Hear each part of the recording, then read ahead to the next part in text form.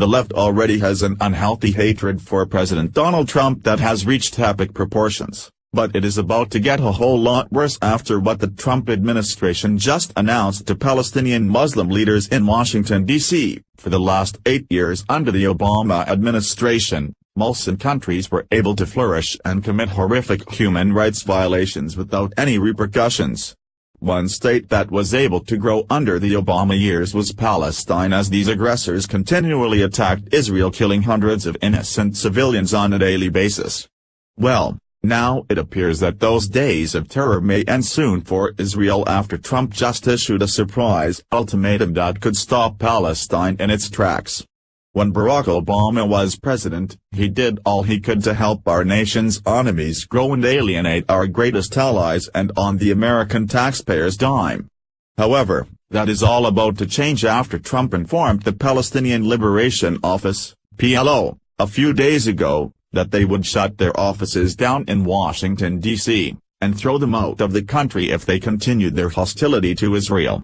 Of course, this is a massive change in policy after Barack Obama did all he could to appease Palestine. WHO continually broke peace treaties. Now, President Trump is not putting up with Palestine's excuses so that they continue terrorizing the small Jewish territory in a move that will have liberals screeching.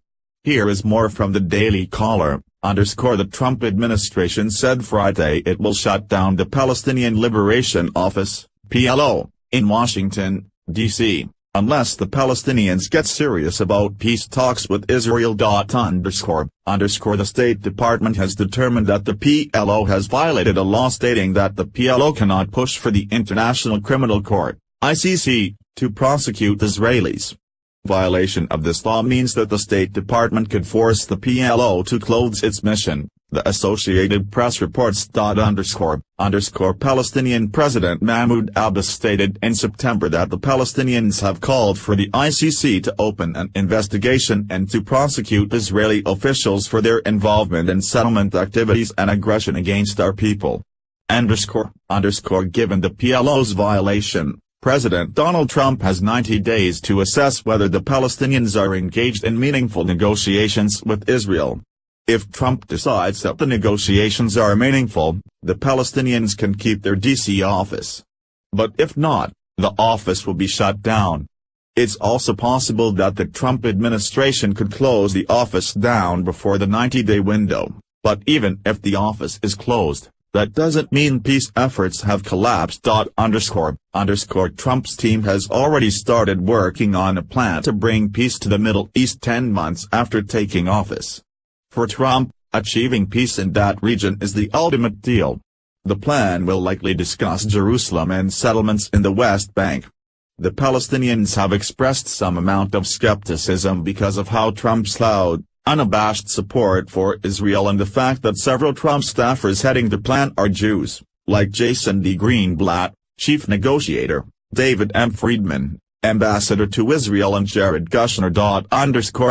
It's unclear when the Trump administration will release a peace proposal. Trump and his administration will closely watch Palestine and Israel in hopes that the two can hammer out a peaceful negation. However, if Palestine refuses to negotiate or violate any of the terms discussed during the peace talks, President Trump will shut down their D.C. office faster than they can say he'll meet. Of course, Palestine leadership sees this as a huge negative and has even gone as far as to call it extortion and threatened more retaliation if this continues. Here is more from the Los Angeles Times. On Saturday, Palestinian Authority Foreign Minister Riyad Maliki said Washington's threats amounted to extortion, and were part of a U.S. effort to sow uncertainty in the Palestinian leadership. The White House and the Israeli government declined to comment. The State Department told Hertz that the latest warning was based on a technicality. In December 2015, Congress introduced a new condition concerning certain Palestinian actions related to the International Criminal Court. The most recent certification period ended in November. We were unable to make a new certification, and have notified the PLO accordingly.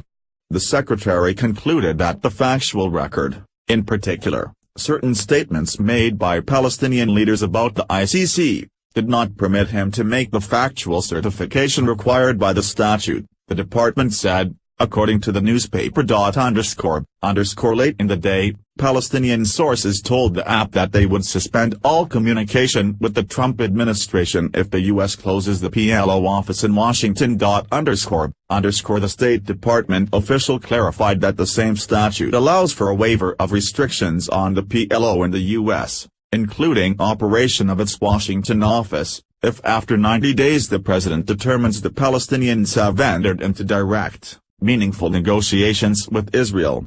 We are hopeful that this closure will be short-lived. Of course, it goes without saying that the left would scream like banshees after hearing President Trump's stance, but it is about time that America pushes the Palestine state to end their nonsense against Israel. For years, Obama allowed the Palestinians to continue attacking Israel without any consequences for their actions, yet would do his best to alienate one of greatest allies.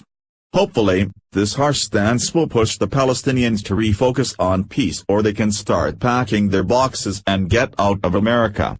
The time of appeasing our enemies is over, and now standing with allies has begun thanks to President Trump. Share if you agree with President Trump's harsh stance with Palestine. The Daily Caller. Follow us on Facebook at Freedom Daily.